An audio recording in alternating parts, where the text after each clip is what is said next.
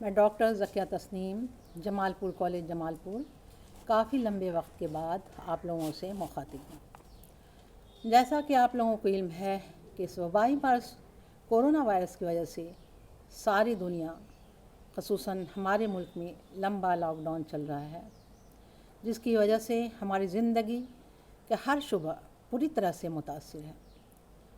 اس وبائی مرض سے محفوظ رہنے کے لیے حکومت وقت نے کئی احتیاطی طریقے ہمیں بتائے ہیں۔ آپ سب سے گزارش ہے کہ اس پر ضرور عمل درآمد ہوں، جس سے جلد از جلد ہم اس مرض سے نجات پا سکیں۔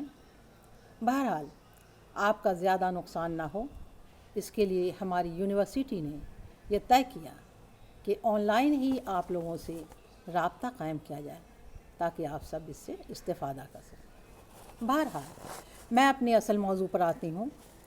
آج میں بی اے پارٹ 1 کے سبسیڈیری کے طلباء و طلبات سے مخاطب ہوں۔ جیسا کہ آپ لوگوں کو علم ہوگا کہ ہمارے سلیبس میں 4 کتابیں ہیں۔ نمبر 1 پردہ غفلت، 2 ایک چادر میلی سی، تیسرا تنقیدی مضامین اور چوتھا طرز نگارش۔ تو آج میں پردہ غفلت سے کچھ ضروری معلومات فراہم کرانا چاہتی ہوں۔ آپ جانتے ہیں کہ پردہ غفلت ایک ڈرامہ ہے جو ڈاکٹر سید عابد حسین صاحب کی تخلیق ہے۔ اس سے پیشتر کہ میں اس ڈرامے کی مکمل جانکاری دوں، درجہ بدرجہ آپ کو بتاؤں، میں یہ بتا دینا چاہتی ہوں کہ ہمارے امتحان میں کچھ معروضی سوالات بھی آتے ہیں، یعنی آبجیکٹو کوشچن بھی ہوتے ہیں۔ اگر آپ ہماری باتوں کو غور سے سنیں تو آپ کے سارے معروضی سوالات کا حل بھی اس کے اندر آپ کو مل جائے گا۔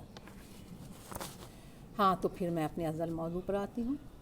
سب سے پہلے ہمیں معلوم ہونا چاہیے کہ ڈرامہ ہے کیا اور کس طرح اس صنف نے ترقی کے مختلف مدارج کو طے کیے۔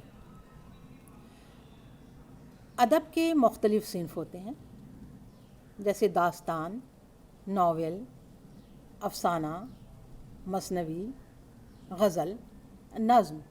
اسی طرح ڈرامہ بھی ایک صنف ہے۔ اب یہ معلوم ہونا چاہیے کہ ڈرامہ ہے کیا۔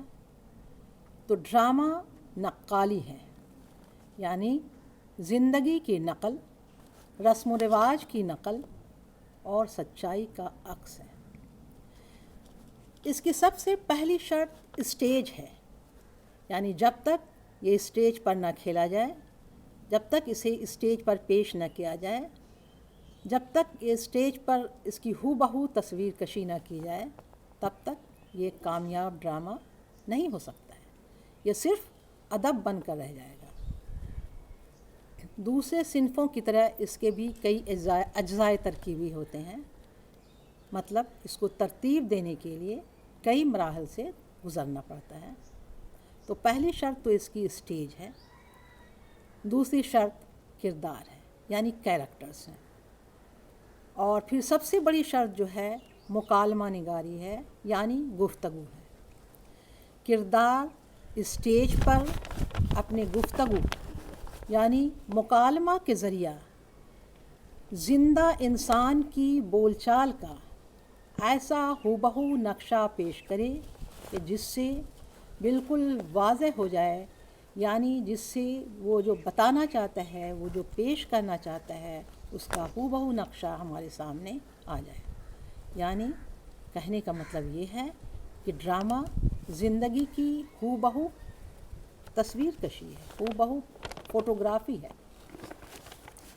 اب ہمیں جانکاری لینی ہوگی، ہمیں جاننا ہوگا کہ ڈرامہ نے کیسے درجہ بدرجہ اپنے مختلف مراحل کو طے کیا، یعنی کیسے اس میں ترقی ہوئی۔ تو پہلے ڈرامہ صرف کتابوں تک، ادب تک ہی محدود تھا، لیکن پہلی جنگ عظیم 1914 سے 1918 کے بعد لوگوں میں کئی طرح کی بیداری آئی، جیسے سیاسی بیداری کے ساتھ ساتھ معاشرتی بیداری بھی لوگوں کے اندر پیدا ہو۔ ظاہر سی بات ہے کہ ادب بھی کسی بیداری سے یا کسی بھی اثر سے، زندگی کے اثر سے اچھوتا نہیں رہتا ہے، اس کے اندر بھی بیداری آنا لازم تھا، لہٰذا اردو ادب نے بھی ایک نیا موڑ لیا، اس کے اندر ایک نیا شعور بیدار ہوا، اور ادب کے مختلف اصناف جیسے افسانہ، غزل اور نظم نے ایک نیا موڑ لیا، اسی طرح ڈرامہ نے بھی ایک نیا موڑ لیا۔ سب سے پہلی بات، جو اس کو اسٹیج سے دور رکھا گیا تھا، لوگوں نے یہ محسوس کیا کہ اس کو اسٹیج پر کھیلا جائے، اس کو بالکل ادبی یا خالص ادبی بنا کر نہیں رکھا جائے، اسٹیج سے اور تھیٹر سے اس کو بالکل الگ کر کے نہیں دکھایا جائے۔ ایسے ڈرامہ نگار جنہوں نے اس کو بالکل اسٹیج تک اس کو ادب تک محدود کر دیا تھا، ان میں محمد حسین آزاد کا نام خاص اہم ہے۔ ان کا مقصد ڈرامہ کے ذریعہ اصلاح نہیں تھا، بلکہ ان کا مقصد صرف ادب کی ترقی اور ترویج تھا۔ لیکن 19ویں صدی میں یہ ڈرامہ ادب کا باقاعدہ صنف تو بن گیا، یورپ اور امریکہ میں یہ رفتہ رفتہ ترقی کرنے لگا۔ تو ظاہر سی بات ہے کہ ہمارے یہاں کے اہل نظر کا بھی ان پر دھیان گیا، اور وہ اب مغربی علوم و فنون سے کافی متاثر ہونے لگے۔ اس طرح سے ڈرامہ میں بھی ایک نیا پن آ گیا اور یہ اسٹیج سے قریب کر دیا گیا، یعنی اس کو اسٹیج پر کھیلا جانے لگا۔ وقت کے تقاضوں کے تحت بہت سے معاشرتی، اخلاقی اور نیم سیاسی ڈرامے لکھے جانے لگے۔ ایسے لکھنے والوں میں کی ایک لمبی فہرست ہے، جیسے مولانا عبدالحلیم شرر لکھنوی، انہوں نے 2 معاشرتی اور اصلاحی ڈرامے لکھے۔ اسی طرح ظفر علی خان نے جنگ روس اور جاپان لکھ کر ہندوستان کے لوگوں کے اندر حب الوطنی کے جذبات کو ابھارا۔ اسی طرح عبدالماجد دریابادی نے اپنے ڈرامہ میں کم عمری کی شادی کے نقائص کو بیان کیا۔ پنڈت برجن موہن کیفی نے اخلاقی ڈرامے لکھے۔ ڈراموں کی ایک لمبی فہرست ہے، جن میں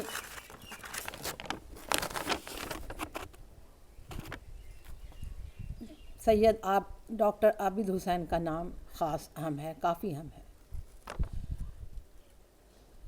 تو اب میں نے آپ کو بتایا کہ کیسے ڈرامہ نے درجہ بدرجہ ترقی کے منازل کو طے کیا۔ تو اب میں ڈاکٹر سید عابد حسین کی زندگی کی کچھ جانکاری دینا چاہتی ہوں۔ ڈاکٹر سید عابد حسین صاحب کی پیدائش 25 جولائی 1896 کو بھوپال میں ہوئی۔ ان کے والد کا نام شیخ سید حامد حسین تھا اور والدہ کا نام سلطان بیگم تھا۔ سید عابد حسین کا نام غالباً ان کے دادا سید محمد عابد کے نام پر رکھا گیا ہے۔ سید عابد حسین کی ابتدائی تعلیم ان کے آبائی گاؤں دائی پور میں ہوئی، پھر بعد میں اپنی تعلیم پوری کرنے کے لیے وہ بھوپال چلے گئے۔ 1912 میں انہوں نے الہ آباد یونیورسٹی سے 10ویں کا امتحان پاس کیا، اور اول آنے والے 7 طلباء میں ان کا نام سر فہرست تھا۔ پھر انہوں نے BA میں فلسفہ، فارسی اور انگریزی کی تعلیم حاصل کی، اور وہاں بھی وہ یونیورسٹی میں اول رہے۔ MA کی تعلیم حاصل کرنے کے لیے انہوں نے علی گڑھ یونیورسٹی میں اپنا داخلہ لیا، لیکن ملک کے حالات صحیح نہیں تھے، تو پھر واپس وہ الہ آباد چلے آئے، لیکن پھر وہاں بھی انہیں اپنی تعلیم پوری نہیں کر سکے، تو انہوں نے مغرب کی طرف اپنا رخ اختیار کیا اور ستمبر 1921 میں وہ لندن چلے گئے. وہاں انہوں نے آکسفورڈ یونیورسٹی میں فلسفہ کی تعلیم حاصل کی. پھر جنوری 1921 میں واپس ہندوستان آ گئے اور جامعہ دہلی میں انہوں نے درس اور تدریس کا کام شروع کر دیا. تو چونکہ یورپ میں ان کو کافی لمبے عرصے تک رہنا پڑا تو یورپ کی زندگی کا ان کے اوپر کافی اثر پڑا. انہوں نے بڑی سختی سے مغربی مکتب فکر کی پیروی کرنی شروع کر دی. انہیں ہندوستانی مسائل کا پورا احساس تھا اور وہ انہوں نے مغربی مسائل، مغربی زندگی اور ہندوستانی مسائل کا موازنہ کیا اور یہاں کے انفرادی اور اجتماعی زندگی کے مسائل کو تبدیل کرنے کی کوشش کی. اسی سلسلے میں اسی خیالات کو پیش کرنے کے لیے انہوں نے ڈرامہ پردہ غفلت لکھا. یہ ایک ڈرامہ تو ایک معاشرتی ڈرامہ ہے. اس ڈرامے میں 72 صفحات ہیں. یہ ڈرامہ کی کتاب 72 صفحات پر مشتمل ہے اور اس میں چھوٹے بڑے 12 کرداروں کے علاوہ کچھ ضمنی کردار بھی ہیں.